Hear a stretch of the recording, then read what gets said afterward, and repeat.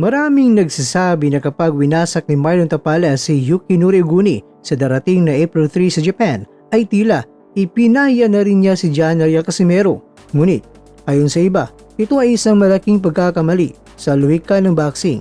Ang laban ni Casimero kay Oguni noong 2023 ay natapos ng isang technical draw dahil sa accidental headbutt. Isang hindi inaasahang pangyayari na pumigil sa dapat sana'y pagkatay ni Cuadras kay Oguni. Hindi natalo si Casimero na hinto lang ang laban. Ang pagpili ni Tapales kay Oguni ay hindi isang pagpapakita na higit na galing, kundi isang taktika para lamang makakuha ng atensyon gamit ang pangalan na isang boksingero na dati nang hinarap ni Casimero. Yan mismo ang mapayag ng fans ni Casimero.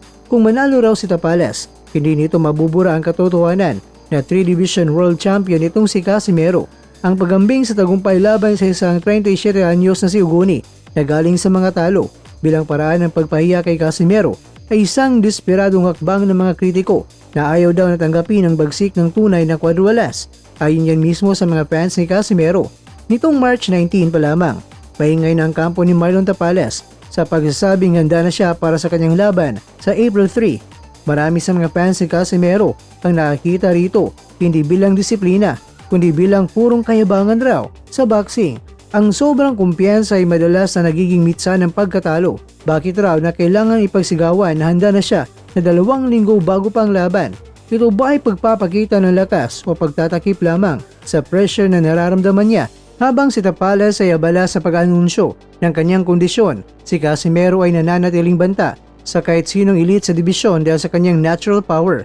Hindi kailangan ialas raw na mag-ingay tungkol sa petsa ng kanyang kandaan dahil ang kanyang mga kamao ang nagsasalita sa loob ng ring.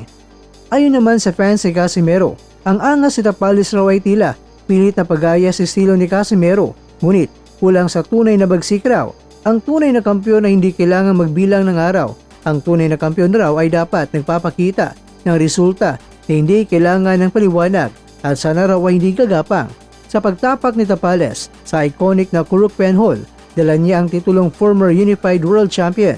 Ngunit hindi raw niya maialis ang anino ni John Ariel Casimero na nakabantay sa bawat galaw niya. Ang mga fans ang nagsasabing mapapaya si Casimero ay nakakalimot raw na isang bagay na si Casimero ay hindi mapapaya na isang laban na hindi naman siya ang kalahok. Ang track record ni Oguni, 2 wins, 2 losses, sa huling 4 na laban, nagpapakita raw ito na siya isang gatekeeper na lamang at hindi na ang dambuhalang kalaban na pinipinta ng kampo ni Tapales. Kahit na manalo pa raw si Tapales sa Japan, mananatiling si Casimero ang boksingerong kinatatakutan at iniiwasan ng mga malalaking pangalan ayon sa iba. At ayon sa mga fans ni Casimero, ang ranking ni Tapales sa WBC, WBO at IBF ay mga numero lamang sa papel. Ngunit ang aura ni Casimero sa loob ng lona ay isang bagay na raw na hindi kayang abutin ng kahit anong strike. Sa uli, ang laban sa April 3 mga kwento ay laban ni Tapales para sa kanyang sarili at hindi kailanman raw magiging sapat na basihan para sabing nalampasan na niya ang ligasiya na isang former 3-division world champion. Oguni kontra kay Tapales. Ikaw na nanonood ngayon, kakwento, ano naman ang prediksyon mo? Mga kakwento, ang mensahe ay malinaw. Kung matalo raw ni Tapales si Oguni, ay parang tinalo na rin daw ng bangungot ng Pinas ang Cuadras.